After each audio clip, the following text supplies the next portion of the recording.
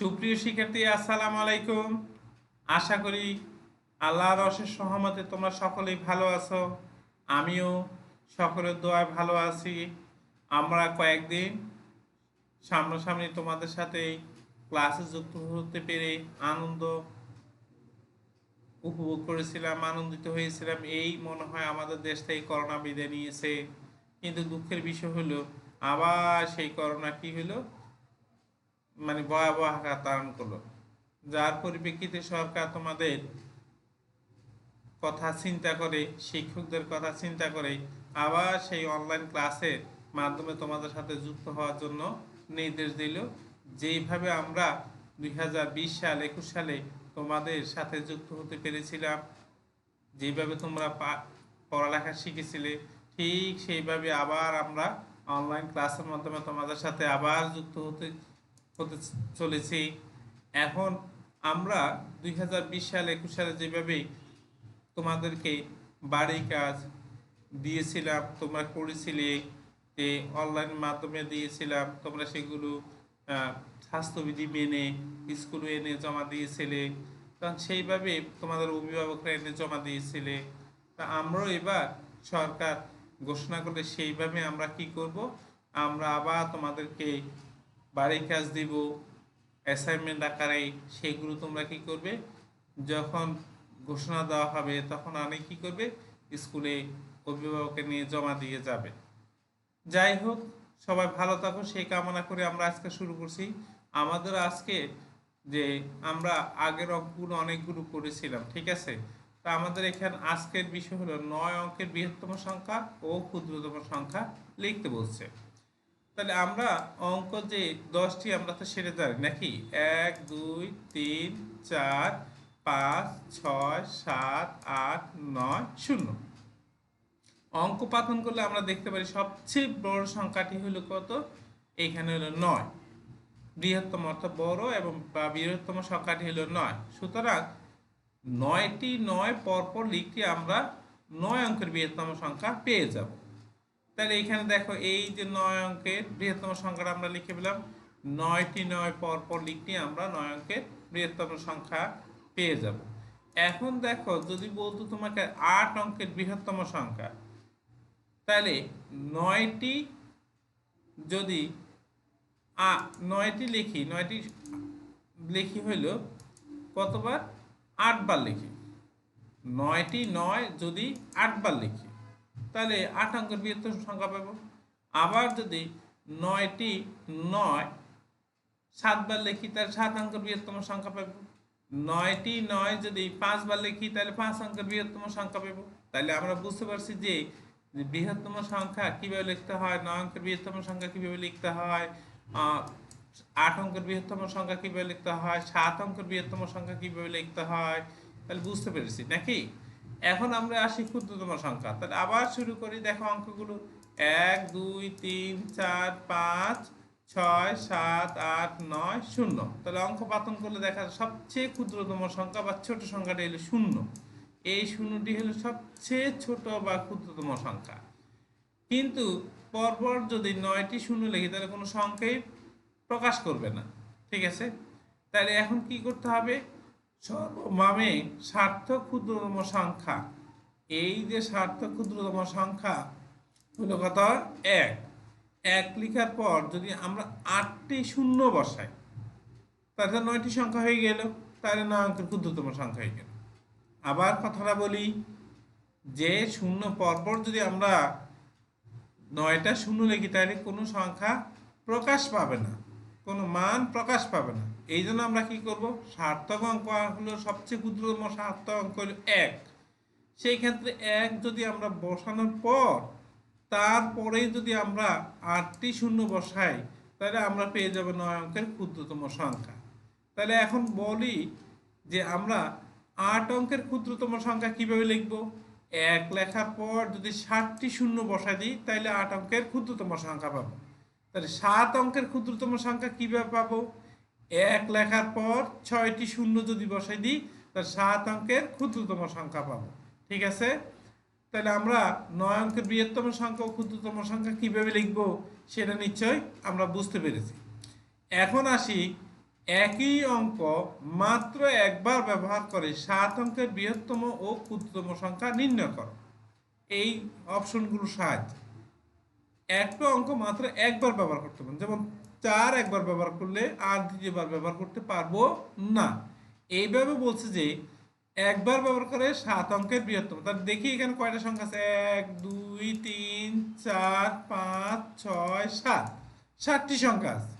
তাহলে বৃহত্তম সংখ্যা একবার লিখবো, ক্ষুদ্রতম সংখ্যা একবার লিখবো।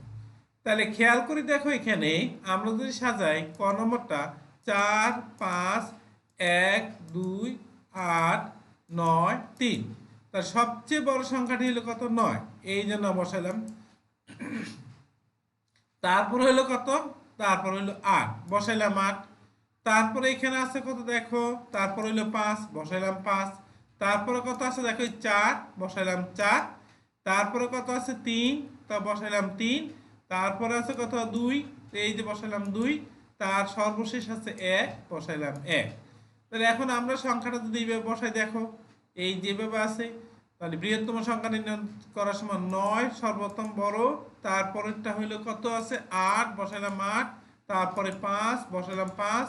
তারপর 4, বসাইলাম 4। তারপর 3, 3 বসাইলাম। তারপর 2, এই যে 2 বসাইলাম। তারপরে 1, এই যে 1 বসাইলাম।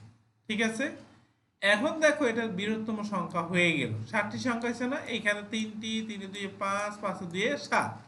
এখন ক্ষুদ্রতম সংখ্যা নির্ণয় করি, আবার এই সংখ্যাগুলো দিয়ে দেখো 7টি সংখ্যা। তাহলে দেখো সবচেয়ে এখানে ছোট হইল 1, বসাইলাম 1। তারপরে হইলো কত 2 আছে, তার চেয়ে 1-এর চেয়ে 2 হইলো বড়। 2-এর চেয়ে 3 হইলো আরো বড়। 3-এর থেকে 4 হইলো বড়, এই দেখো 4। 4-এর থেকে 5 হইলো আর একটু বড়। 5-এর পর আছে কত 8 আছে, তার 5-এর থেকে 8 হইলো বড়। সবচেয়ে বড় হইলো কত 9, এই যে 9 বসাইলাম। ঠিক আছে, তাহলে এখন দেখো এই দিক থেকে যদি আমরা এইভাবে বসাই যাই, তাহলে আমরা সবচেয়ে ক্ষুদ্রতম সংখ্যাটি পেয়ে যাব। ঠিক আছে, তাহলে কত 1 আছে, এই যে 1 বসাই দিলাম। তারপর 2 আছে, এই যে 2 বসাই দিলাম। এখানে 3 আছে, এই যে 3 বসাইলাম। 4 আছে, এই যে 4 বসাই দিলাম। 5 আছে, এই যে 5 বসিয়ে দিলাম। তারপরে 8 আছে, 8 বসিয়ে দিলাম। 9 আছে, 9 বসিয়ে দিলাম।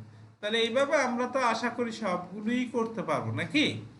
এখন আমরা খ নম্বর দেখি, আছে কি 4 0 5 3 9 8 7। তাহলে এখানে বৃহত্তম সংখ্যাগুলো সাজাই, সবচেয়ে বড় সংখ্যাটি হলো 9, আগের মতোই দেখো 9টা সাজাই দিই 9। তারপরে আছে কত 8, এখানে 8টা সাজিয়ে দিই, দেখো এই যে 8। তারপর আছে কত 7, দিলাম 7। তারপর আছে কত 5, দিলাম 5। তারপরে আছে 3, তারপর দিলাম হলো 3। তারপরে আছে সর্বশেষ কত 0, এই 0 বসা দিলাম। তাহলে এই দিক থেকে এই সংখ্যাগুলো যদি এইভাবে বসাই দিই, আমরা যেটা আগে ক নম্বরে দেখেছিলাম, তাহলে বৃহত্তম সংখ্যা পেয়ে যাবো। অর্থাৎ 9, এই যে 9, এই যে 8, এখানে 8 বসাইলাম। এখানে 7, এই যে 7 বসাইলাম। এখানে 5, এই যে 5 বসাইলাম। এখানে 4, এই যে 4 বসাইলাম। এখানে 3, এই যে 3 বসাইলাম। এখানে 0 বসাই দিলাম। এখন আসি হলো ক্ষুদ্রতম সংখ্যাটা নির্ণয় করব। তাহলে আবার এই সংখ্যাগুলো দিয়ে দেখো, তাহলে কত আছে 4 0 5 3 9 8 7। সবচেয়ে ছোট হলো কত 0, দেখো সবচেয়ে ছোট হলো 0, এই যে 0 বসাই দিলাম। তারপর আছে কত 3, বসাইলাম 3। তারপরে আছে কত 4, বসাইলাম 4। তারপরে কত আছে 5, বসাইলাম 5। তারপরে আছে কত দেখো 7, এই যে 7, বসাইলাম 7।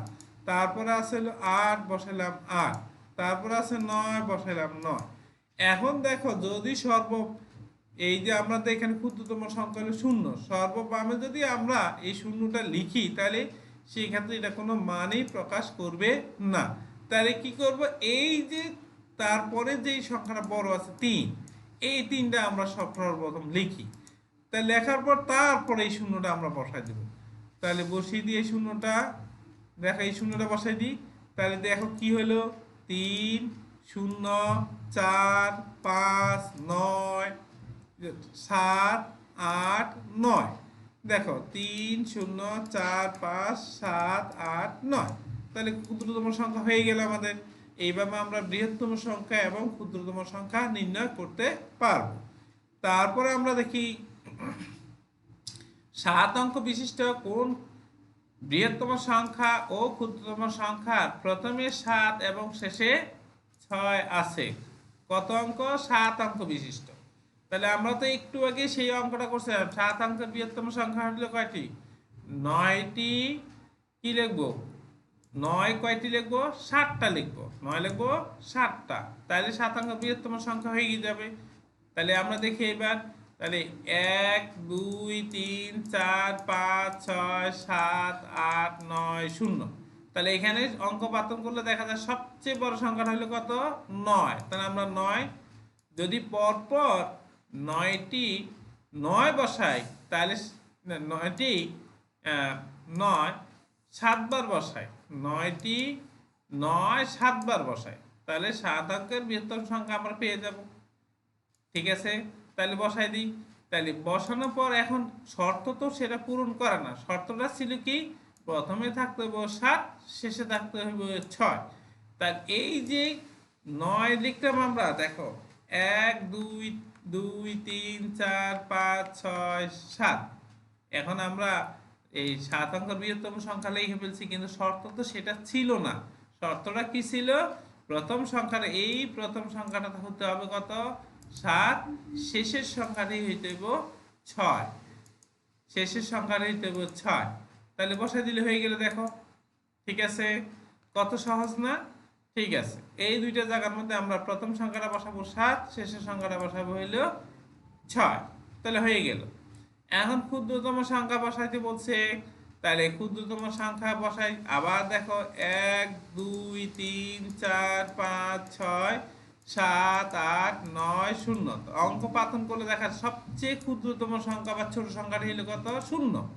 কিন্তু 0 যদি পরপর 7টা বসাই, তাহলে তো কোনো মানে প্রকাশ পাবে না। তাহলে আমরা কি করব? তারপরে 7তম অঙ্ক কত? 1। এই 1-এর পর যদি আমরা 6টা 0 বসাই দিই, তাহলে একটা মান প্রকাশ পাবে। ঠিক আছে, এবার তাহলে 1 বসাই দিই। তাহলে 1 1 2 3 4 5 6। এখন বলছে যে এইভাবে লেখা যাবে না। কিভাবে লিখতে পারবে? যে সর্বপ্রথম থাকতে হবে কত? এখানে থাকতে হবে হলো 7, আর সর্বশেষ থাকতে হবে 6। তাহলে আমরা বুঝে গেছি যে কিভাবে সংখ্যাটা বসাইতে হবে। তা আশা করি তোমরা সবাই বুঝতে পারছো এই জিনিসটা কিভাবে আমরা করব। ঠিক আছে, এখন আমরা আসি সর্বশেষ আমাদের যে কাজটা, 7 3 4 5 5। অর্থাৎ আমরা যদি কমা বসাই, তাহলে কি দাঁড়াবে দেখো তো? তাহলে 73,455। এর অঙ্কগুলো বিপরীতভাবে সাজালে যে সংখ্যা হয় তা কথায় প্রকাশ করো। ঠিক আছে, তাহলে এই সংখ্যাটাকে আমরা বিপরীতভাবে সাজালে, অর্থাৎ বিপরীতভাবে মানে কিভাবে? শেষের সংখ্যাটাকে আগে নিয়ে যাব, আগের সংখ্যাটাকে শেষে নিয়ে আসবো। তাহলে প্রথম আছে কত? শেষে আছে দেখো 5। তাহলে এটাকে আগে নিয়ে যাব 5। এখানে 5 নিয়ে আসি। ঠিক আছে, 5টা আগে নিয়ে আসি, আমরা নিয়ে আসলাম। তারপরে আবার আছে 5, আবার 5 নিয়ে আসলাম। দেখো, ঠিক আছে, আবার 5 নিয়ে আসলাম। তারপরে আছে 4, তারপরে আমরা 4 বসাই দিই। দেখো, 4টা বসাই দিই। ঠিক আছে, 4 বসাই দিলাম।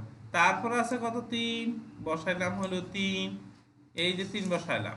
ঠিক আছে, তাহলে আমরা 3-এ বসাই দিলাম। সর্বপ্রথম আছে কত? 7, যেটা সর্বশেষে যাবে। সর্বপ্রথম যেটা সেটা যাবে সর্বশেষে, আর সর্বশেষে যেটা ছিল সেটা আসবে সর্বপ্রথম।